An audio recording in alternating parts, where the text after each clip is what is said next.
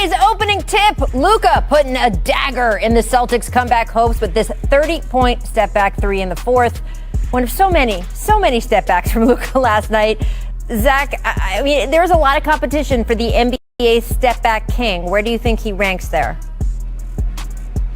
Luka is sneakily almost 40% from three since the first 5 games of the season, but you can't beat the original and the most voluminous step-back guy, and that's James Harden. He is the reigning king once and forever of the step-back three. Luka's got a long way to go to catch him. The step-back, the side step-back, he's got it all. Welcome to The Jump. I am here with our ESPN NBA writer, Malika Andrews, and the host of the Low Post podcast, Mr. Zach Lowe. Welcome, friends. Not only will we have Sun center DeAndre Ayton later on in the show, but we're going to talk a little Nets. They moved to top the East last night despite yet another injury, this time to James Harden. Will the Nets star trio be able to get enough games together to make a prep and run for the playoffs? I'm not concerned with that talented trio, but we'll talk about it. And let's start in LA, though. Not only did all three Antetokounmpo brothers face each other, play on the court together, Giannis said later it was one of the best moments of his basketball life. But Andre Drummond made his Lakers debut and then promptly injured his toe. He said later his entire toenail came off by halftime. He missed the second half. The Bucks went on to win. Now, I will say Markieff Morris stayed optimistic post-game. Take a listen. Should just make for a better ending. That's how we look at it. Everybody be back healthy. We're not worried about the toe. It just lines up for a great ending, a great, ride off into the sunset championship win again. Now, a little later in that same press conference, Markieff said, hey, I hope the league knows that LeBron and AD are just resting up right now. I hope everyone knows what they're ready for. Zach, do you share Markieff's optimism here? Because, yes, they are still sort of safely in the middle of the West playoff bracket, but they only sit 4 games out of the play-in right now. And once you get into a single elimination or double elimination situation, anything can happen in a game or two, right? Yeah, I'm with you, Rach.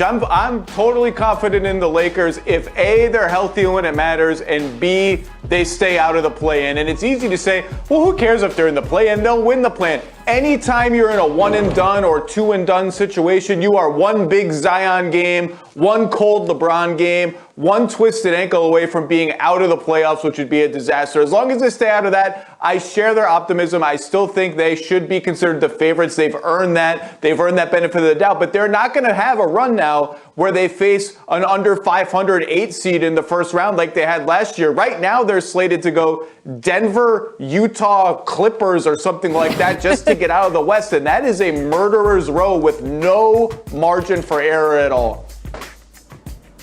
Well, Rachel, Markieff's sentiment of having it be a little bit better, have a better ending than they have right now, I sure hope that's the case for the sake of the league, but they're not the only team that is in this boat, right? There are plenty of teams that have these injuries to their star players that are looking around saying, when we get them back, when they come back, it's going to be a little bit different. But riding off into the championship for a sunset, as Zach just said, that's going to be a little bit more challenging. I can think of a handful of teams that may have something to say about that, even when Andre Drummond is healthy again, his toenail, I mean, I am a baby about a hangnail, so I can't imagine having my whole big toenail taken completely off. But even when he is healthy, when LeBron James is healthy, when Anthony Davis is healthy, there are other teams that are looking at the Lakers with a target on their back, even with those injuries. So riding off into the sunset, that's where I'm going to say maybe we're going to just need to pause for a second. Well, I give Dre a lot of credit. He came and did media with us after the game, and he described in detail, friends, in great detail, how Brook Lopez, which is 285 pounds of human,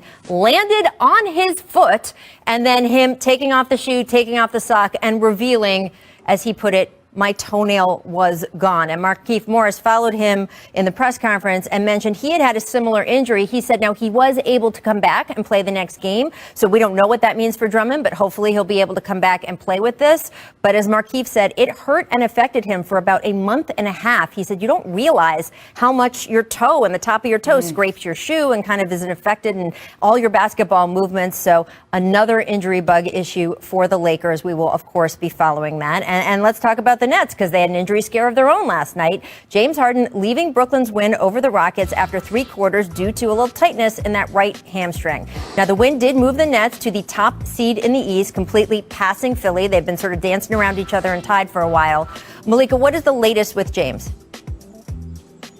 Well, James Harden, Rachel, has been ruled out tonight with that same right hamstring tightness. After the game yesterday, Steve Nash said that he felt confident that this wouldn't be a long-term injury. But for Nets fans, that can be a little bit triggering because they've heard that before with several key players like with Kevin Durant, Landry Shamet. They said it wasn't going to be long-term. That was a week and a half that he was out with his ankle injury. He's also slated to return tonight. The sliver of good news, maybe for Brooklyn, is that LaMarcus Aldridge is slated to make his Nets debut tonight against Charlotte. But remember, you guys both know James Harden is a player that you have to hold him back from being on the court. He takes so much pride in being consistently available for his teammates. When he's hurt his neck earlier this month, Steve Nash said that he had to protect him from himself and hold him out for a game. So if James Harden has anything to say about it, I'm sure it's going to be a little bit of a battle for Steve Nash to hold him out for more than just a game, maybe 2, because that's the type of player that James Harden is. Yeah, James likes to play. Obviously, he's got an MVP campaign he's in the middle of. But the Nets as an organization, you understand why their instinct is to play it safe. They can. They have that luxury. They are still playing so well. And the idea is, of course, to be healthy for the playoffs. They've taken that strategy, of course, with the Kevin Durant injury. He's got that hamstring issue. They've only played 7 games where all KD, Kyrie, and James have taken the court together. That's just crazy. And as ESPN Stats and Info points out, every big 3 that has won a title going back to the 80s has played at least 42 games together during the regular season. So, Zach, they're certainly not going to get anywhere close to that 42-game number. But do you think whatever that number ends up being, they will have enough reps playing together before the playoffs? I do. I'm shockingly unworried about this, considering I worry about everything like being struck by lightning when I walk out of my house. To me the biggest thing that has happened in Brooklyn so far is that Kyrie Irving has given the offense to James Harden and said, hey, look, I'll be off to the side, setting flare screens. I'll run the show when you sit. I will get my 25, my 30 because I'm ridiculously efficient. That's already happened. And Kevin Durant is the most malleable, easy to fit superstar amplifier of other superstars, maybe in the modern history of the NBA. You just plug him in, he can set screens, he can post up, he can spot up. He just walks on the floor and gets 25 points without dominating the ball, without needing all that much action called for him. So to me, he's the easiest part, and the fact that the easiest part has been the one missing makes me optimistic that the Nets will be able to build enough momentum and enough sort of time together to make the run they want to make. Rachel, I'm the self-anointed queen of worry. I was going to say, I think of the 3 of us, we have the all-worry team on this show. I'm going to give the viewers a little delve into our personal lives. We're all friends, and I can tell you that we have the all-time worriers on the show today. You feel, though, Malika, you're not worried either, like Zach? I think we should get T-shirts that say we're the all-time worry team. But yeah, I don't feel like I am worried about what they're going to be able to do because Steve Nash had said since the get-go that Kevin Durant may be the key to making all of this work because he is the most versatile player. But then exactly what Zach said happened. James Harden has sort of taken over driving the offense, and Kyrie Irving and him have gelled so well together. What Steve Nash has said is, yes, we wish we had more time. We wish we had all season to be working on our chemistry and gelling, but we have so much talent that at this point, the only option we have really is to believe in it. And James Harden said that he's going to need to take the mentality of, we're trying to figure this out. This is a Rubik's Cube. We're going to need to figure it out on the fly. This is a team that already doesn't practice a whole lot, so they're going to be leaning into film and making it work, but the amount of talent they have gives them confidence. I've been told over and over again that this is going to be able to work when Kevin Durant comes back, which they're hoping is imminently. Yeah, look, elite talent in this league trumps everything else. It's true when you have matchup situations in the playoffs. It's true when you have a matchup between a team and an injury situation. Kevin Durant historically comes back from injuries so sharp. We just haven't seen even major injuries he's come off of, any kind of slump or any kind of warming up. And then, of course, you have to also remember KD and James played together for a long time. So I know that was a long time ago, but a shared history, an understanding of what the other wants to do on a basketball court, how they move. You don't lose that. So I don't think they're starting from scratch here, which is the other sort of key thing to remember when you're trying to make predictions about how all this is going to go. Now, we also have the new guys, right? Over the month of March, former All-Stars like Blake Griffin, LaMarcus Aldridge, Andre Drummond, they've all made their way from buyouts to contenders. You got the Nets and the Lakers, of course, getting all the headlines there. Aldridge expected to make his Nets debut tonight. Even before these moves, as Kirk Goldsberry noted, nearly half of all active NBA players who've ever been named first-team All-NBA now play for either the Lakers, Clippers, or Nets. So, Malika, do you think the way the buyout system now is working as it should?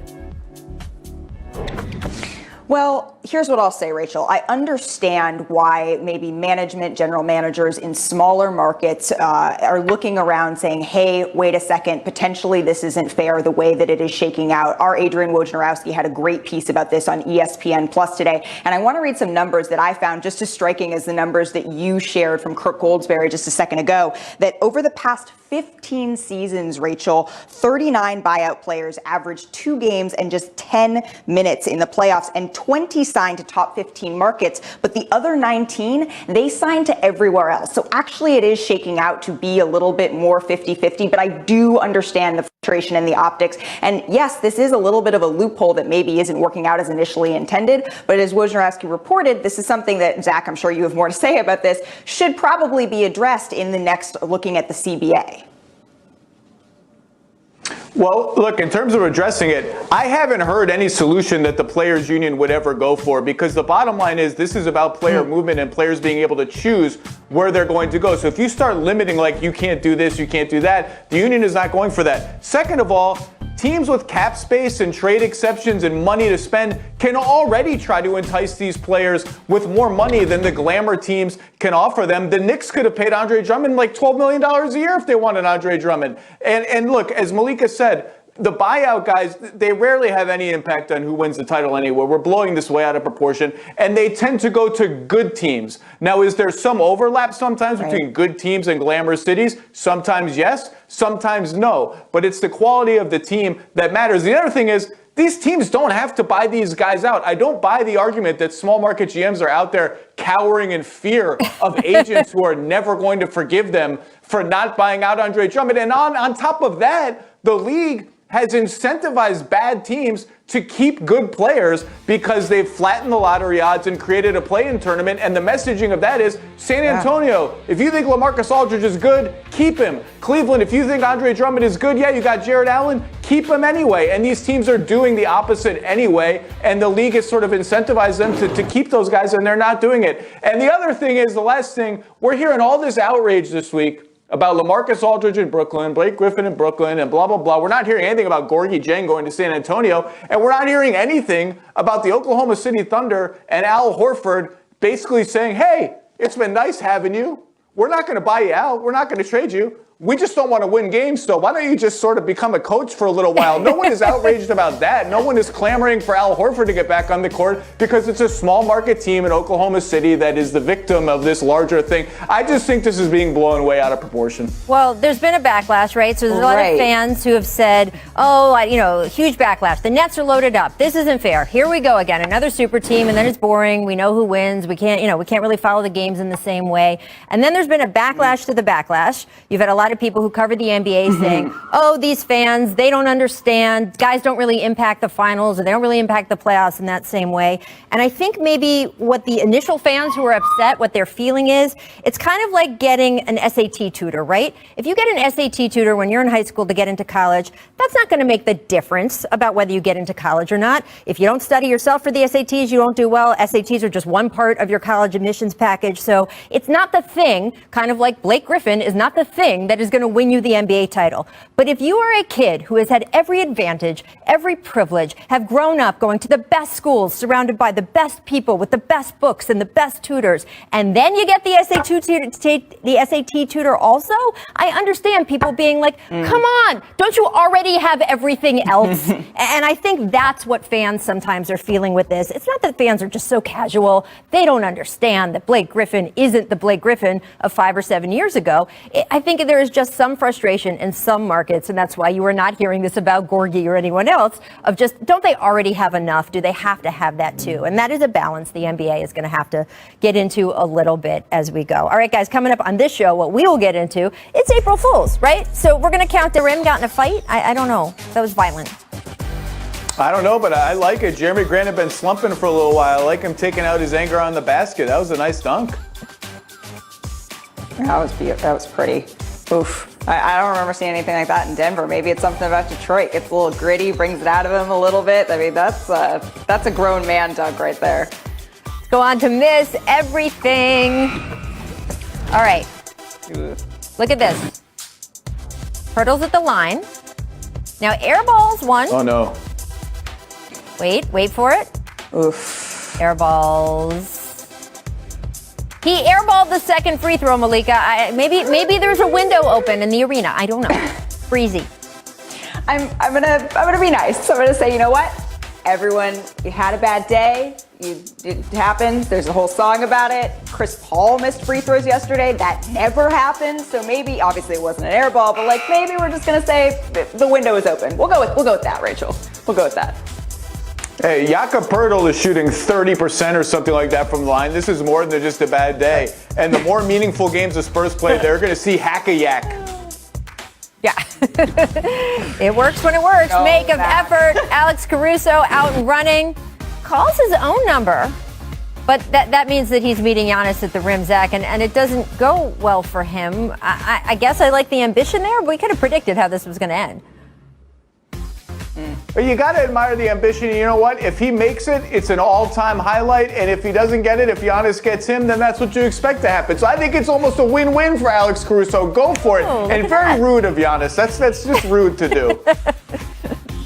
Yeah, it's one of those things where Giannis probably, it was one of the, is that how he does it, the mean mug? They earned one of those afterwards, probably. He was expected. I just like how Caruso was adjusting the headband. It must have been the headband. The headband was slightly off, and that's why, because couldn't see maybe. Sure. Yeah, that had to be it. Blame the equipment. Miss, other segments. Yep, another day, another John Morant appearance and make miss. This is all he does, Malika. This guy is must-see television.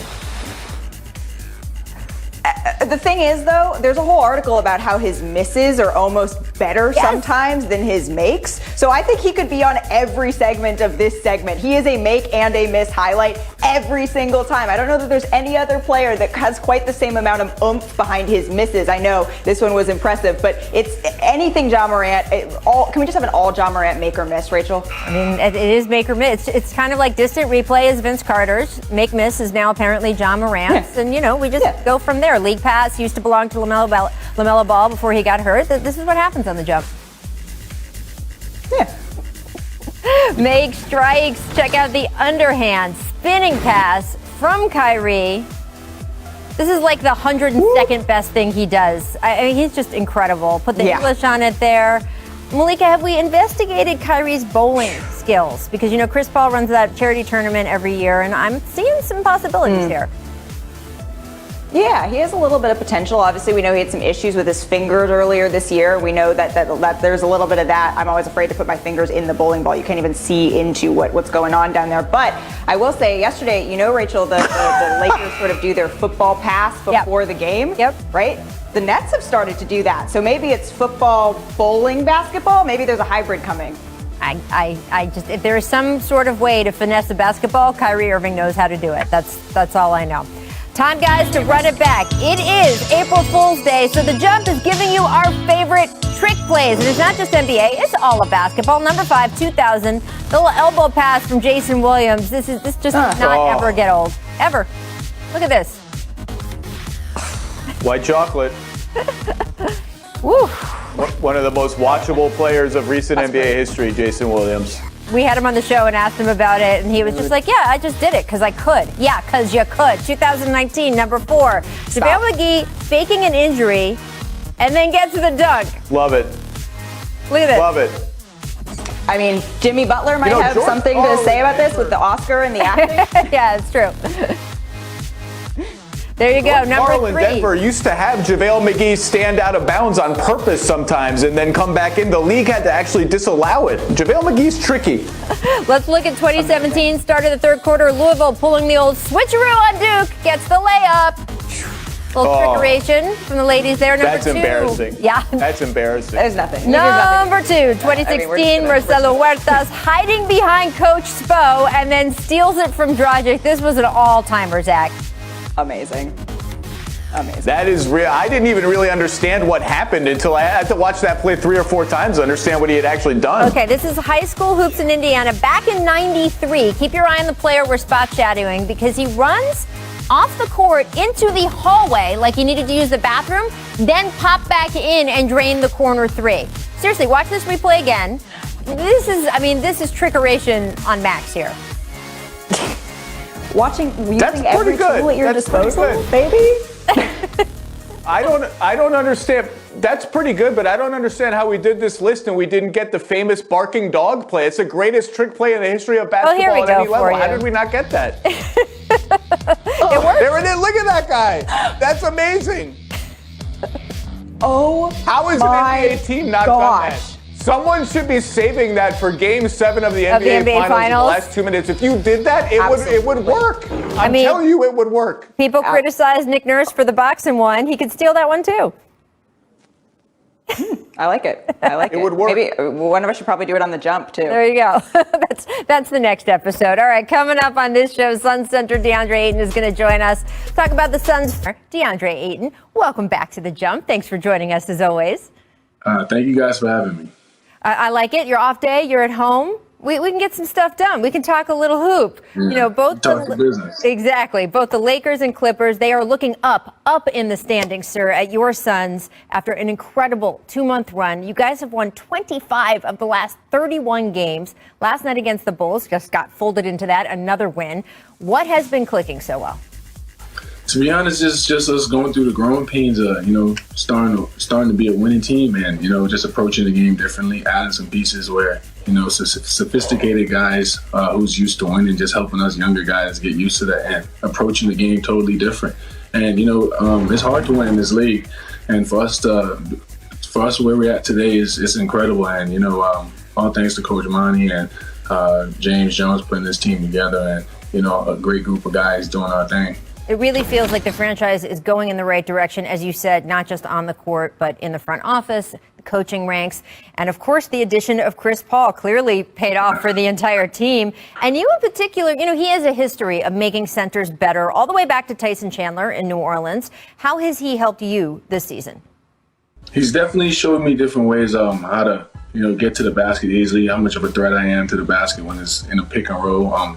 Definitely angles of the screen, getting us both open and just, always being a presence at the rim. He gave me this key to be the anchor of the defense and to let everybody be everybody's eyes and, protecting our rim. And it's a big deal when it comes to our team. And, he gets me the easy baskets. He, spoon fed me most of the time and, it's lit.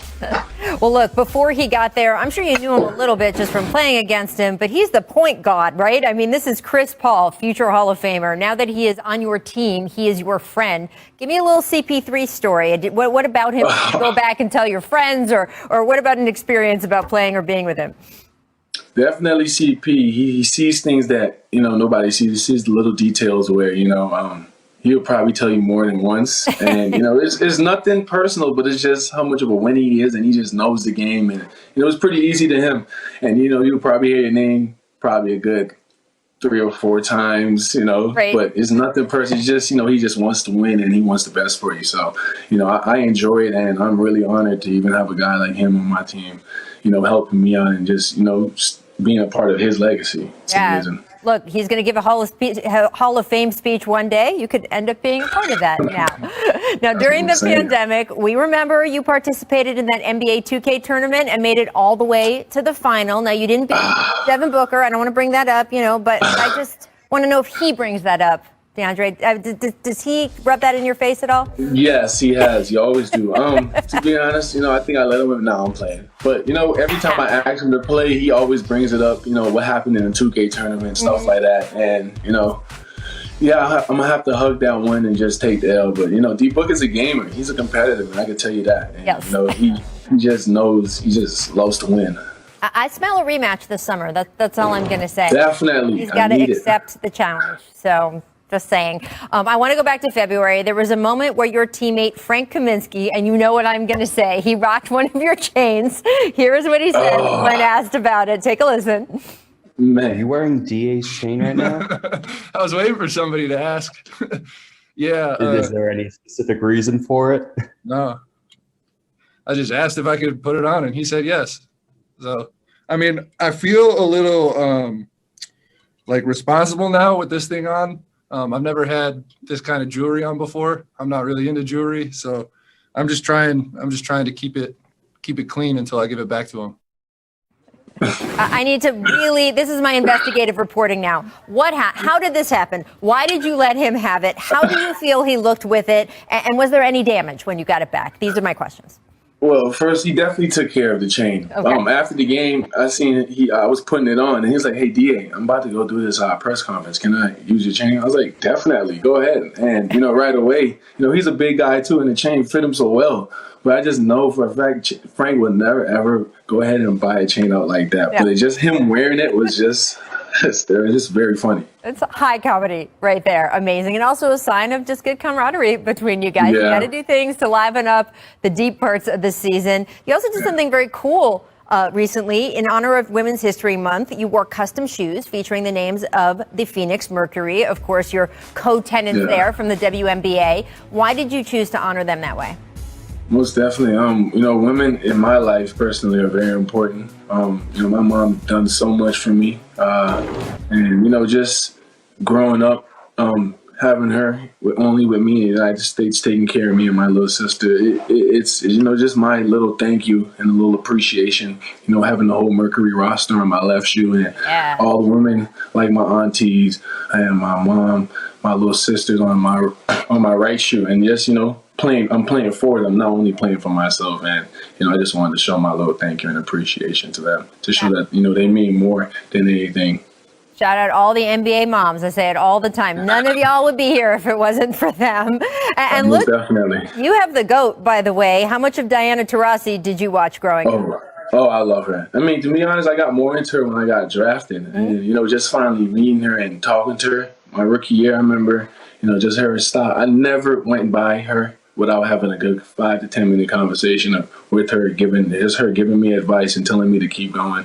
Even though we didn't have such a great season, she just telling me to keep my head up and it's going to get better, and just giving me words of wisdom. And I didn't take those words for granted, and I really look up to her, and her as a player as well. And it's just amazing being around greats like that. That whole answer told me just how smart you are. That is exactly who you want to be taking advice from. I got to ask you an Arizona question before we go, because we've talked about this before. Half the producers on the show went to Arizona, and they put all their energy into the women's Final Four. They are ready. They are pumped. What about you? How much have you been following that? All I can say is bear down. They doing that thing. That's all I can say. Bear down. I'm seeing what they're doing. They're definitely putting on for the city of Tucson, doing better than we ever did. And, just seeing the greatness they're doing out there is amazing. I knew it was going to come someday. They were doing their little unit out there. But I'm just happy for them. Well, I got to tell you, if you want to get something done, ask a woman. So apparently that's what's happening at your school, too. That's all I got to say. Thanks so much for joining us, DeAndre. It's great to see you, and congratulations on the hot streak. We look forward to seeing it continue. Thank you, guys. All right. Nick Friedel behind that awesome Chicago Cubs backdrop there. We love it, Nick. I want to start with the team you cover every day, the Golden State Warriors. They got Steph Curry back in the lineup Monday night after he missed 5 games due to a tailbone injury. Steph, of course, scored 32 in that game, played 30 minutes, but he mentioned he's still feeling discomfort. So how did he look to you watching in person? Rach, I thought he was going to be fine before the game. Then I watched and he fell a couple times, and it is really still bothering him. I think it's going to linger for at least a few more weeks. If he stays healthy, they're going to the playoffs because he's still the baddest dude on the block. But he is trying to make himself not fall. That is not something you want one of the greatest shooters or the greatest shooter of all time to think about on the floor. So it is absolutely something to watch for down the stretch here.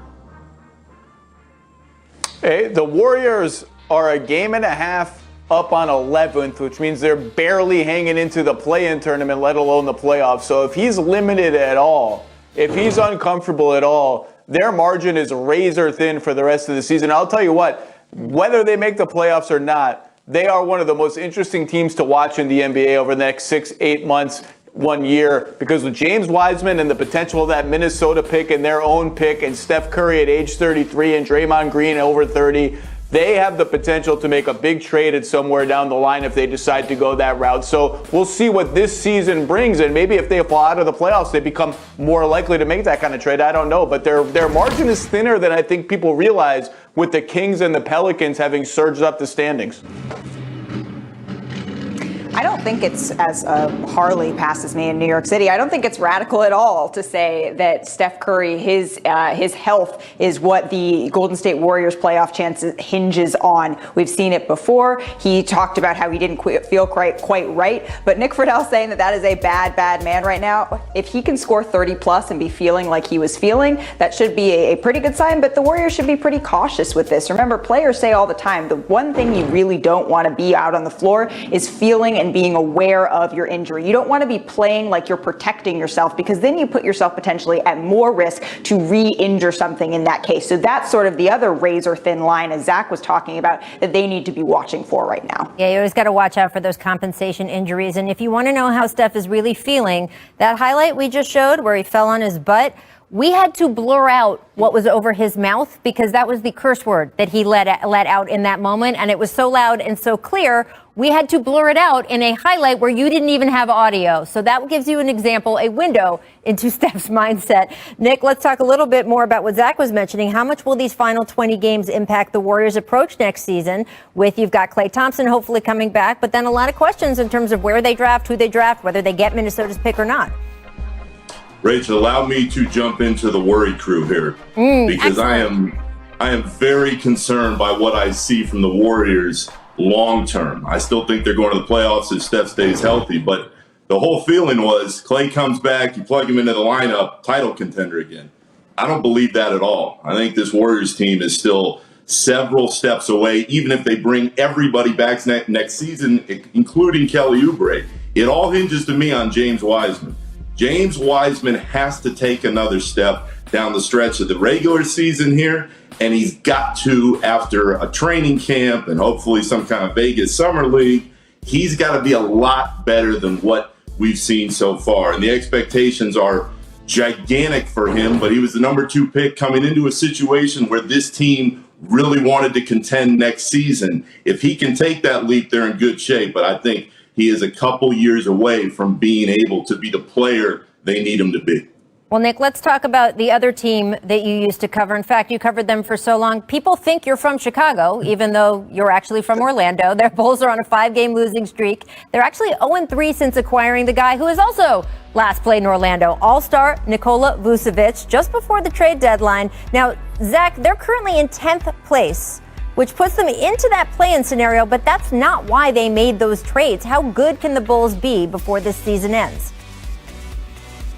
Well, in fairness, Zach LaVine, my fellow Zach, did not play in last night's loss. But I like that trade a little less for Chicago than most people seem to. But I'll say this. I think people are focusing short term. I think a big part of the reason the Bulls made that trade was for the summer of 2022, 2023, when they're loaded with cap space and they could say, hey, we don't just have Zach LaVine here, assuming they extend him or re-sign him. We have 2 real guys here. Now, are they all NBA level superstars? Maybe not. Maybe Zach LaVine will grow into that kind of player. Nick Vucevic is awesome.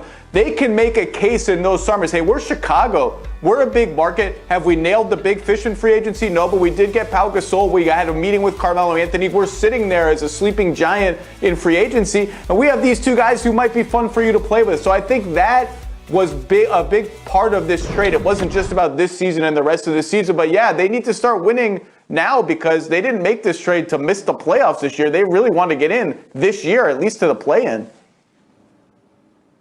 Yeah, I was talking to a source on the Bulls earlier this afternoon, and he told me that he believes when they need to start to worry is when they get healthy again. He mentioned to me that Zach LaVine was trying to play through that ankle injury, but he just wasn't playing quite right.